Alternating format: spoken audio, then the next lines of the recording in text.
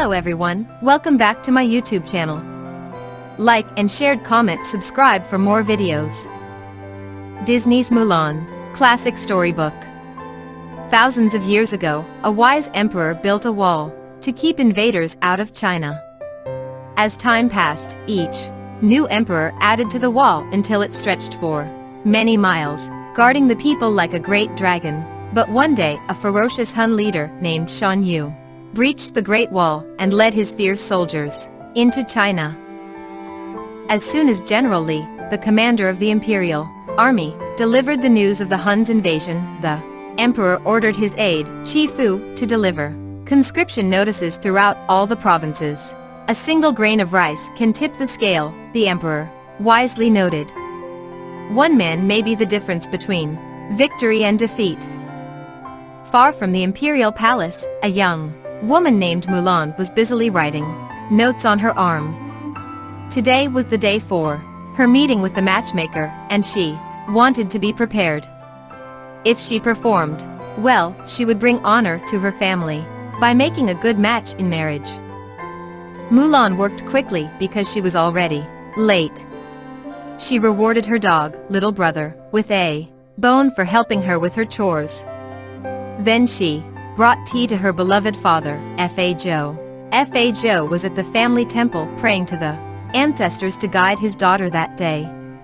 When he saw Mulan, he urged her to be on her way. In the nearby village, Mulan's mother, Fa Li, watched in horror as her moth-in-law closed her eyes and crossed the busy stray. Grandmother Fa was testing a new lucky cricket. Speeding carts and carriages swerved all around her, but Grandmother Fa and Crik arrived safely on the other side of the street. Yep, proclaimed Grandmother Fa, this cricket's a lucky one. Mulan galloped into the center of town on her horse, Khan. She was covered with dust, her hair wild and tangled. "I'm here," she announced proudly when she saw her mother. Sala rushed Mulan off to the skills arts and seal, transformed her into a delicate Chinese maiden. Ar finishing touch, Fa Li gave Mulan comb that had been in the family for many generations. Then Grandmother Fa gave Mana Aplarenti, a jade necklace for bow and C for good luck. Unfortunately, everything seemed to go wrong when Mulan met with the matchmaker. First, the ink from Mulan's arm smeared on the matchmaker's face. Then, Crik took a swim in the matchmaker's tea. As Mulan tried to grab the cup, hot tea spilled everywhere. This caused the matchmaker to fall onto a lighted stove, where her clothes caught fur. The matchmaker ran outside screaming. Thinking quickly, Mulan drenched the woman with tea to put out the fire. "You will never bring your family honor," the irate matchmaker shouted at Mulan. Mulan could scarcely hold her head up as she led Khan home. She had done the unthinkable, she had disgraced her family. Looking at her image in the temple bais, Mulan knew that she would never truly be the delicate Chinese maiden she saw. Looking back at he. Sadly, Mulan went to sit under a tree in the garden. Her father quietly joined her and gestured up to a branch. "This blossom's late," Fa Zhou said. "But I'll bet that when it blooms, it will be the most beautiful of all." Mulan managed to smile, but the quiet moment was cut short by the sound of a drum and approaching horses. "The Huns have invaded China," Qi Fu announced. "One man from every family must serve in the imperial army." When the Fa family was called, Mulan rushed forward and begged Qi Fu not to take her father, who had already served the emperor, bravely. Qi Fu was furious that a woman would speak to him directly. Mulan hung her head. She had shamed her family again. Later, Fa Zhou took his sword from his armor cabinet. Unaware that Mulan was watching, he started to practice some fighting moves. Suddenly, a pain from an old wound shot through his leg, and he crumpled to the floor. In that instant, Mulan knew that her father would never survive another journey into battle. Her decision. After That evening Mulan made her decision. After she said a prayer to her ancestors, she went to the main house and quietly took her father's conscription notice from his table, replacing it with the hair comb her mother had given her. Swiftly, Mulan cut her long black hair with her father's sword. Then she donned his armor and went out to the stables to get Khan. As she headed out into the darkness, Mulan's only thought was to save her father's life. A short while later, Grandmother Fa awakened Mulan's parents. But it was too late to stop their beloved Mulan. Grandmother Fa desperately prayed to the family ancestors, asking them to keep Mulan safe. They all knew that if Mulan were caught, she would be killed. In the Fa family temple, the spirits of the ancestors gathered. A small dragon incense burner named Mushu had once been a guardian and wanted to regain his position by saving Mulan. But when he tried to blow an impressive flame, his little sputter merely met with laughter. Instead of being sent to bring Mulan home, Mushu was told to wake up the great stone dragon to carry out important task. Masha were outside to try to cast the day hit it with his gong. Suddenly, the dragon crumbled beneath him. Not wanting the ancestors to know what had happened, Mushu decided to impersonate the dragon, holding its head high enough for the ancestors to see. Moments later, when Crik appeared, Mushu agreed to go after Mulan. He thought that if he made Mulan a hero, he would get back his job as guardian. Early the next morning, Mushu and Crik found Mulan outside the army camp. Mushu lit a fire and cast his impressive-looking shadow against a rock. Then, in his mightiest voice, he roared that he had been sent by Mulan's ancestors to guide her. When Mulan finally saw Mushu up close, she thought he looked more like a lizard than an all-powerful guardian. But she also knew she needed all the help she could get. Later, when Mulan arrived at the army camp, Mushu hid in her collar and whispered advice on how to blend in with the men.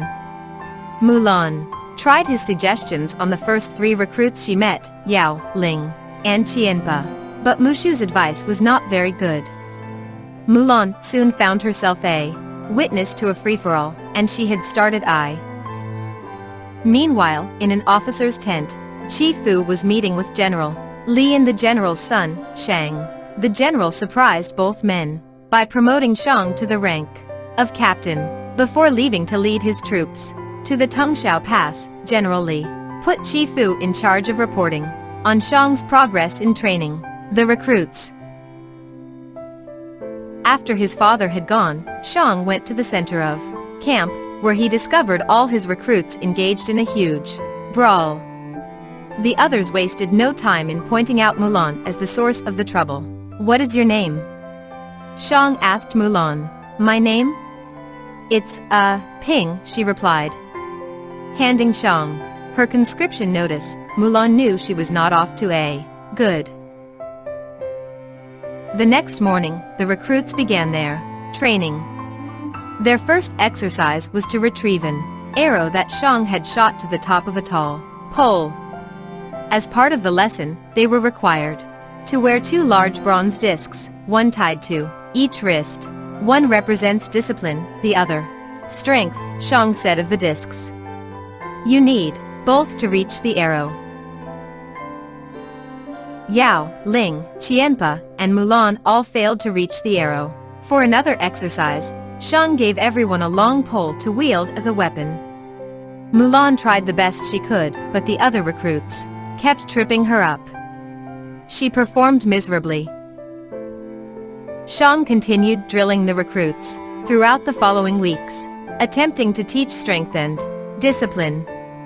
But it was clear to him that he was not getting through to them, especially Mulan. The arrow in the pole proved his point. Finally, one day when he saw Mulan collapse on the ground, he ordered her to go home. As she turned to go, Mulan spied the arrow still embedded in the top of the pole. Determined to try one last time, she put the weights on her wrists and began to climb. As before, she fell. Then, after studying the weights, she had an idea. She looped them together and used them as a brace to hoist herself to the top. Her fellow recruits cheered. Even Shang had to admire her. Deep in the countryside, Shan Yu's falcon delivered a child's doll to his master. Shan Yu showed his men how to decipher its significance. They discovered the doll had come from the Tungshao Pass, and that General Li's army was waiting there for them. "Come," Shan Yu told his men with a sinister sneer. "The little girl must be missing her doll. We should return it to her." Mulan went to a lake near the camp to bathe. Soon Ling, Yao, and Qianpa joined her. They apologized for how they had acted earlier and tried to get their friend Ping to engage in some good-natured horseplay. Luckily, Mulan was saved from embarrassment when Mushu bit Ling. The diversion gave Mulan time to escape and get back into her clothes. Mushu knew that in order to make Mulan a hero, he had to get her into battle. So after Mulan had returned to her tent, Mushu got Crik to help him compose a letter from General Li, ordering that Shang and his men meet him at the Tungshao Pass. Heeding the letter's message, Shang led his troops into the mountains. There they came upon a village that had been burned by the Huns. Qianpa found General Li's helmet in the destruction of the battlefield. Silently, Shang plunged his sword into the snow, placing his father's helmet on top of it. At the base of the tribute, Mulan placed a child's doll she had found among the wreckage. "We're the Emperor's only hope," Shang said to his troops. "Move out." Shang's troops marched silently through the Tungshao Pass. Suddenly a rocket from the munitions wagon exploded. It signaled the position of Shang's troops to the waiting Huns. Instantly, thousands of flaming arrows showered down from the mountains. Mulan untied Khan just before the munitions wagon exploded. Mushu and Crik were barely thrown to safety in the blast. Mulan raced to join the other soldiers. Shang's troops fired their cannons. For a moment, the Huns disappeared. Then hundreds of the enemy soldiers began to pour over the mountaintop. Shang's troops were hopelessly outnumbered. Bravely, Shang ordered Yao to point the last cannon at Shan Yu. Mulan got an idea. She grabbed Yao's cannon and ran toward the Huns.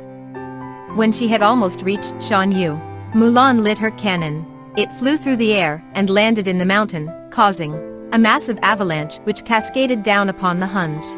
Shan Yu was furious. He slashed at Mulan, seeking revenge on the soldier responsible for destroying his army. As the avalanche gained speed, Shan Yu turned to ride to safety, but was soon buried in snow. Yao, Ling, and Qianpa took shelter with some other soldiers, while Mushu escaped by riding a shield like a bobsled. Khan raced toward Mulan. She jumped onto his back, then reached to pull Shang up behind her just before a wall of snow threw them over a cliff. From above, Yao, Ling, and some other soldiers worked desperately to help. But it wasn't until Qianpa picked up the group of soldiers that they were able to pull their comrades to safety. When Shang recovered, he looked at Mulan. "I owe you my life.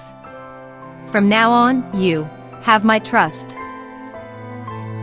Mulan suddenly grabbed her side, wincing in pain. After tending to Mulan's wound, the medic revealed the shocking news: Ping was really a woman. Shifu demanded that Shang kill Mulan, as was required by the law. Despite feeling hurt and betrayed by Mulan's deception, Shang decided to spare her life. Then he ordered the troops to move out without her. Mulan sat with Khan, Mushu, and Crik next to a small fire. "I thought I came here to save my father," she said miserably, "but maybe what I really wanted was to prove I could do things right. The ancestors never even sent me." "You risked your life to help people you love," Mushu said to comfort her. "I risked your life to help myself." Just then a howl sounded in the chasm. Shan Yu was alive. Shan Yu and 5 of the elite Huns were heading toward the Imperial City. Mulan knew she had to do something. She caught up with Shang just as he and his troops were approaching the Imperial Palace to present Shan Yu's sword to the Emperor, but Shang still felt betrayed by Mulan and did not believe her. Shang walked up the steps of the Imperial Palace and bowed to present Shan Yu's sword to the Emperor. Suddenly Shan Yu's falcon swooped down, grabbed the sword, and delivered it to Shan Yu, who was waiting on the rooftop of the palace. As the crowd watched in horror, a group of Huns slashed their way out of a paper dragon. Moving swiftly, the Huns dragged the Emperor into the palace and bolted the door. Nearby Mulan witnessed the commotion and devised a plan. Quickly she helped Yao, Qianpa, and Ling disguise themselves as women. Then she led them to the side of the palace, where they wrapped the sashes from their dresses around some pillars. Skillfully, they began to climb, just as they had learned at training camp. Shang joined them. He had decided to trust Mulan. Once inside the Imperial Palace, Mulan, Ling, Yao, and Qianpa knocked out the Hun guards. Then Shang burst onto the balcony where the Emperor was being held and confronted Shan Yu. While Shang distracted the evil Hun leader, Qianpa ran to the Emperor and carried him to the edge of the tower, where they slid down a makeshift line. Ling and Yao followed. Quickly, Mulan cut the line so that Shan Yu would not be able to chase them. Furious that the Emperor had escaped, Shan Yu charged toward Shang with his sword drawn. "You took away my victory," Shan Yu snarled at Shang. "No," said Mulan. "I did." Then, she pulled back her hair so Shan Yu would recognize her. "The soldier from the mountains," he said, filled with RA. Shan Yu raced after Mulan exactly as she wanted. She led him to the roof, where she turned to face him. Then she grabbed his sword and pinned his cloak to the roof. Moments later Mushu arrived with a rocket strapped to his back. When Crik lit the rocket's fuse, Mushu jumped to safety. The well-aimed rocket knocked Shan Yu all the way to the fireworks tower. The force of the huge explosion catapulted Mushu and Crik through the air. Mulan was thrown against Shang. An entire wing of the Imperial Palace was in flames. Mulan and Shang turned and stared in awe as fireworks lit up the sky. Soon Yao, Ling, and Qianpa joined them. Then the Emperor and Chifu approached. "I have heard a great deal about you, Fa Mulan," the Emperor said sternly. "You stole your father's armor, impersonated a soldier, dishonored the Chinese army, destroyed my palace, and you have saved us all." Then the Emperor did something amazing. He bowed to Mulan. Stunned, everyone in the plaza followed the Emperor's example. The Emperor gave Mulan his pendant, as well as Shan. Then Shang bid her an awkward goodbye. "The flower that blooms in adversity is the most rare and beautiful of all," the Emperor said to Shang as Mulan rode away. Shang looked puzzled. "You don't meet a girl like that every dynasty," the Emperor said pointedly. At home, Mulan handed her father the Emperor's gifts. "The greatest gift and honor is having you for a daughter," Fa Zhou said, embracing her. "I've missed you so." Fa Li and grandmother Fa watched from a distance. "Excuse me," said a voice behind them. "Does Fa Mulan live here?" It was Shang. The two women directed him toward Mulan. To the delight of her entire family, Mulan invited Shang to stay for dinner. Meanwhile, in the family temple, the first ancestor agreed that Mushu had succeeded in his mission, and the little dragon was reinstated as a family guardian. "Call out for egg rolls," Mushu cried. It was time to celebrate.